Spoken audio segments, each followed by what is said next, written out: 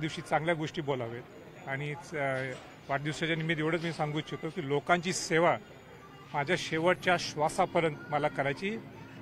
सगळ्या अंबाबाई असतील, भवानी देवी असतील, किंबहुना अनेक सगळे देव असतील आणि महापुरुष म्हणजे शिवाजी महाराज, शाहू महाराजांनी मला आशीर्वाद द्यावा.